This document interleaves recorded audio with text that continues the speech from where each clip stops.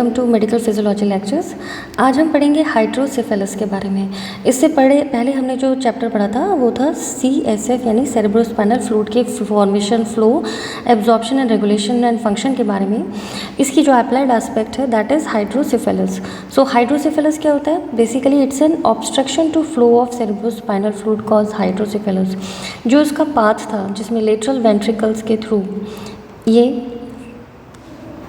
Third ventricle वहाँ से fourth ventricle तक पहुँचता है, उसके बाद आगे कंटिन्यू करता है ब्रेन में और स्पाइनल कॉर्ड में।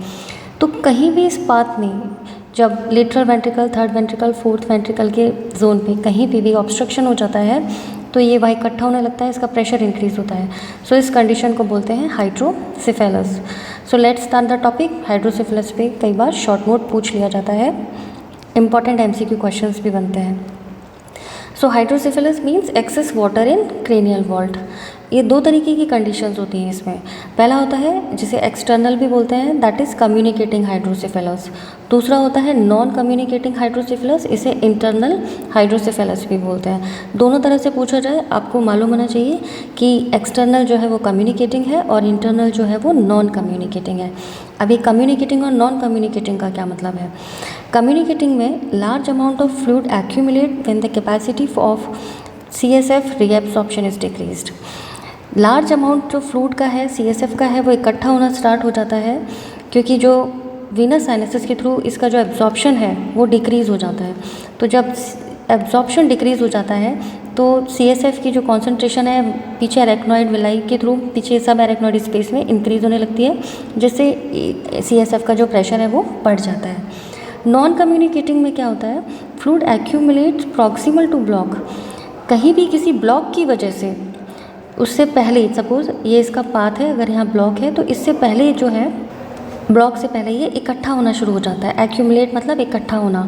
एंड डिस्टेंड द वेंट्रिकल्स, और जिसकी वजह से पीछे जो, क्योंकि लेटरल वेंट्रिकल से थर्ड वेंट्रिकल और फिर फोर्थ वेंट्रिकल, तो बेसिकली वेंट्रिकल्स में क्या होता है? डिस्टेंशन होना शुरू हो जाता है when foramen of Luschka and Magendie are block. तो यूजुअली क्या होता है कि सबसे ज़्यादा इसकी कंडीशन देखी जाती है जब लश्का और मेगेंटी ब्लॉक्ड होते हैं तो उसके पीछे जो थर्ड वेंट्रिकल है या लेटरल वेंट्रिकल्स है वहाँ प्रेशर इंक्रीज होने लग जाता है। तीसरी इंपॉर्टेंट कंडीशन इसमें आती है कि जब ब्लॉक जो है वो एक्वेडक्ट ऑफ सिल्वियस के लेवल पे होता है। तो जब ब्लॉक एक्वेडक्ट ऑफ सिल्वियस के लेवल पे होता है देन रिजल्टिंग फ्रॉम एट्रेजिया, ठीक है, दैट इज़ क्लोजर, और उससे पहले जो CSF इकट्ठा हुआ उसकी वजह से प्रेशर इंक्रीज होता है। So let's start first communicating hydrocephalus. तो communicating hydrocephalus usually caused by blockage of fluid flow in subarachnoid space. चूँकि हमें पता है कि एरेक्नॉइड विलाई के थ्रू जो है ब्लड साइनसेस, वीनस साइनसेस में जो है ये ड्रेन हो जाता है, ठीक है। सो वीनस साइनसेस में ये ड्रेन जो है वो प्रॉपर नहीं हो पाता, either blockage of fluid flow in subarachnoid space और by blockage of arachnoidal villi. So finally दोनों ही कंडीशन में क्या होगा? Fluid collect on outside of brain and to lesser extent inside the ventricles. तो एक तो ये वेंट्रिकल्स वाला पोर्शन था, जिसके बाद ये आगे वापस सब एरेक्नॉइड स्पेस में जाता है, ठीक है।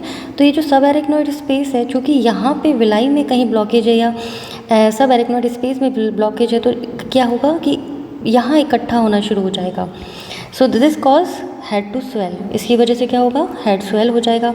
अगर इन्फेंसी में ऐसा देखने को मिले तो क्या होगा? When skull is still palpable and become stretched. तो स्कल जो होता है वो पैल्पेबल हो जाता है और स्ट्रेच्ड हो जाता है, और किसी भी एज में जो है ब्रेन जो है वो डैमेज हो सकता है। तो इन्फेंसी की कंडीशन में अगर ऐसा हो तो ब्रेन डैमेज के चांसेस किसी भी एज में आ सकते हैं। अब हम बात करते हैं नॉन कम्युनिकेटिंग हाइड्रोसेफेलस के बारे में।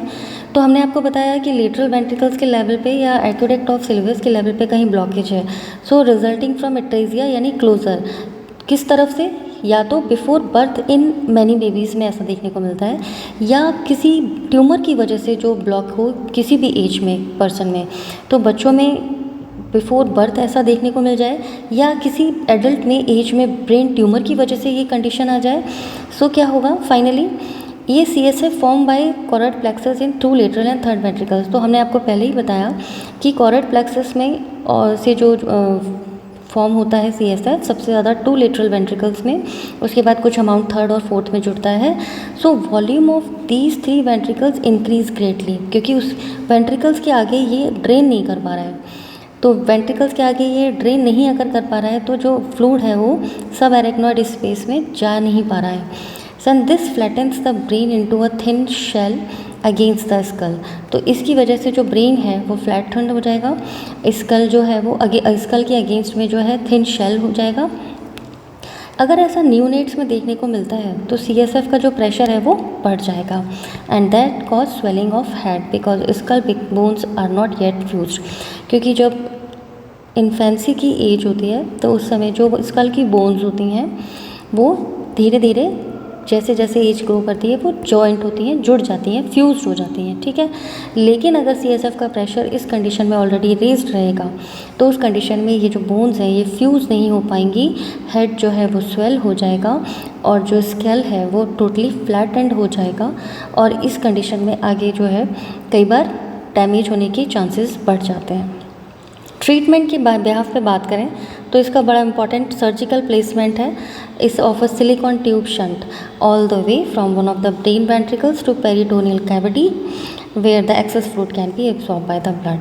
तो सिलिकॉन ट्यूब डाल के सर्जिकली प्लेसमेंट करते हैं और जहाँ भी ये रुकावट है, शंट है, उसको हटा के जो ब्रेन CSF का ड्रेन है उसको कंटिन्यू करते हैं और उसको कई बार एब्जॉर्ब करते हैं। सो सर्जिकली इसका जो ट्रीटमेंट है ओनली सर्जिकली है।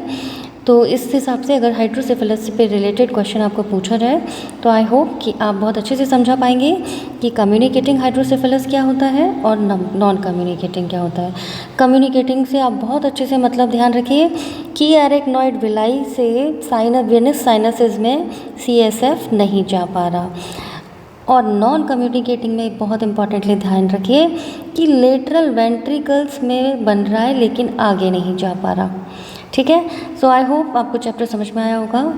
अगर आपको चैप्टर समझ में आया, अच्छा लगा, so please like subscribe my channel. Wish you all the best. मेरे नोट्स मेरे टेलीग्राम लिंक पे अवेलेबल हैं और इसका लिंक मैंने यूट्यूब चैनल पे दे रखा है। Good luck to you, best of luck, thank you.